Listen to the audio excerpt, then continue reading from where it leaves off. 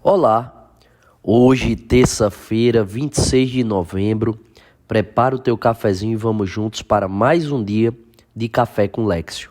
Em nome do Pai, do Filho e do Espírito Santo. Amém. Que a graça de Deus me preserve da vida inclinada ao conforto, da língua desenfreada, da mente dispersa, da consciência sem exame, da oração indolente, do desleixo nos sacramentos e do amor por mim mesmo e pelas coisas no lugar de Deus. Amém. Ave Maria, cheia de graça, o Senhor é convosco. Bendita sois vós entre as mulheres e bendito é o fruto do vosso ventre, Jesus.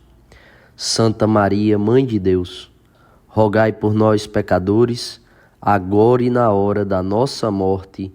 Amém. Nossa Senhora, medianeira de todas as graças, rogai por nós. São José, providenciai e intercedei por nós. Continuamos unidos, em nome do Pai, do Filho e do Espírito Santo. Amém. Primeira leitura de hoje, leitura do livro do Apocalipse, capítulo 14, versículos de 14 a 19. Eu vou ler apenas os versículos 14 e 15, para a gente entender que a liturgia de hoje tem um caráter escatológico, né? Que é o estudo, a contemplação desse assunto tão importante para nós católicos, que é o fim dos tempos, né? A realidade as realidades últimas, tanto do homem quanto do mundo. A escatologia é essa parte da teologia que vem tratar sobre o fim do mundo, o fim dos tempos, as realidades últimas. E a primeira leitura e o evangelho de hoje tratam deste caráter, deste aspecto da vida cristã. E João vai dizer: Eu, João, na minha visão, vi uma nuvem branca e sentado na nuvem alguém que parecia o Filho do Homem. Tinha na cabeça uma coroa de ouro e nas mãos uma foice afiada. Saiu do templo um outro anjo, gritando em alta voz para aquele que estava sentado na nuvem: Lança tua foice e ceifa. Chegou a hora da colheita.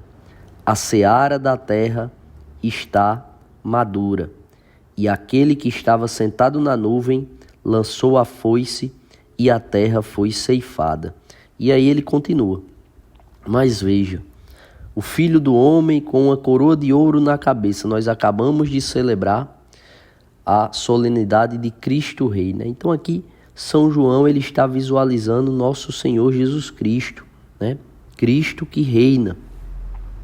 E aqui é o momento da colheita, o momento da parrusia, né? O momento em que Jesus vai de fato colher os seus, fazer a colheita daqueles que de fato viveram o Evangelho, viveram a vontade de Deus, aqueles que buscaram estar em comunhão com Deus, aqueles que não abriram mão de viver a vontade de Deus em detrimento da sua própria vontade.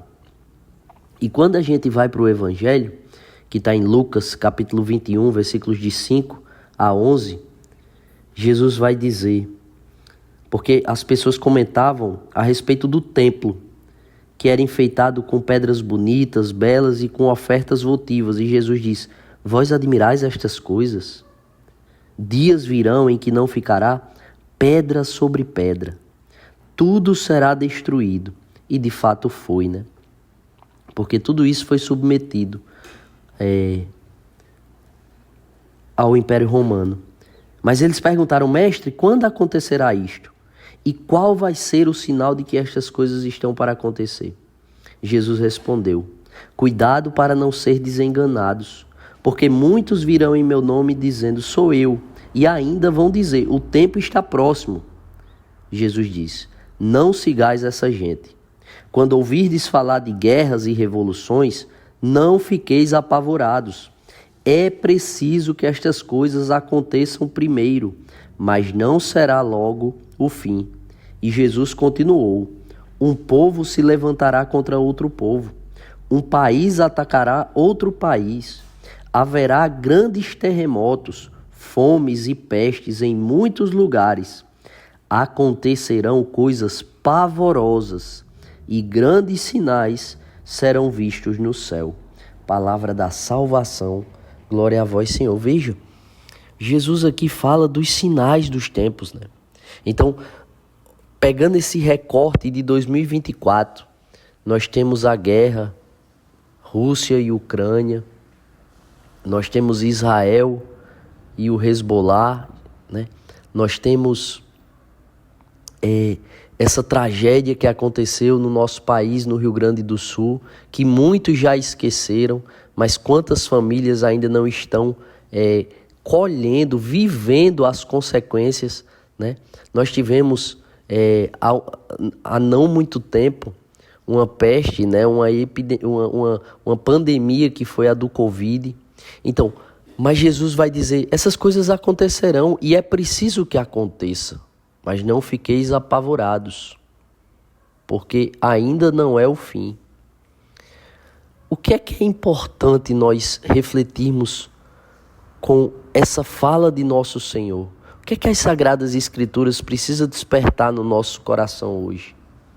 É que nós devemos nos ocupar muito mais, nós devemos focar a nossa atenção muito mais em estar dentro da vontade de Deus, em lutar pela santidade, para que a gente possa estar preparado para quando chegar o nosso momento de ser colhido por Deus, que não sabemos o dia, não sabemos a hora. Eu vou fazer uma analogia aqui. Imagine, hipoteticamente, né? Imagine que você é um funcionário e o teu patrão quer te dar uma licença administrativa.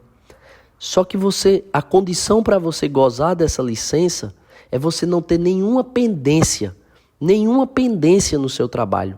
É você não estar de fato devendo nenhum prazo, devendo nenhuma documentação. Você está pronto. E o teu patrão chega e diz, olha, hoje você vai gozar da licença administrativa. E você está pronto? E aí você diz, poxa, eu preciso ainda fazer isso, eu preciso fazer isso, eu tenho essa pendência. E aí você vai e porque você não estava pronto, você perde a licença. Pensa agora, né? Eu e você, nós teremos uma realidade última, em que nos encontraremos face a face com Jesus. Essa deve ser a nossa reflexão. Esse deve ser o nosso exame diário. Quando chegar o meu momento, e para o cristão, a morte é um momento decisivo. A morte é um momento decisivo. E quando chegar este momento decisivo na minha vida, eu estarei com pendências ou eu estarei pronto para abraçar o céu que Deus tem para mim? Isso deve ocupar muito mais a nossa mente, isso deve ocupar muito mais a nossa inteligência, as faculdades da nossa alma, a nossa memória. Isso deve ocupar a nossa conduta, as nossas decisões, as nossas escolhas, para que quando chegue o momento em que, repito, nós não sabemos o dia e nem a hora, o amanhã é uma ilusão para nós. Por quê? Porque ainda não é uma realidade concreta.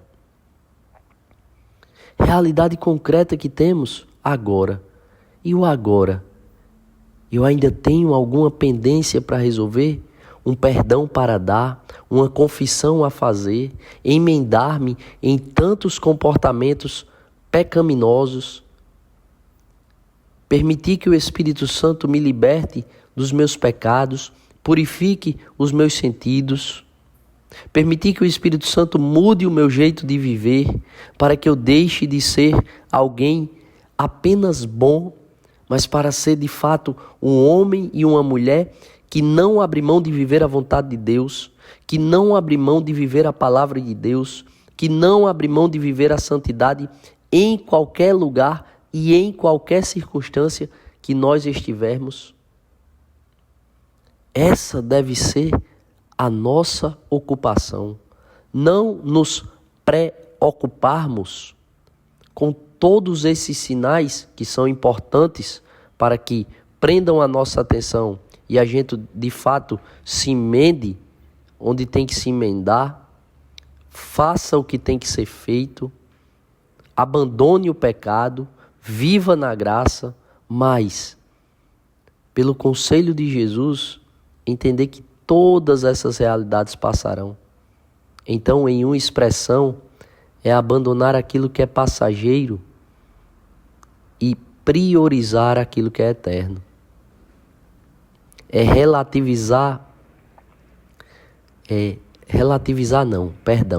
é submeter a materialidade desta vida à espiritualidade, ao sobrenatural, a essa realidade que não passa, que é a nossa alma.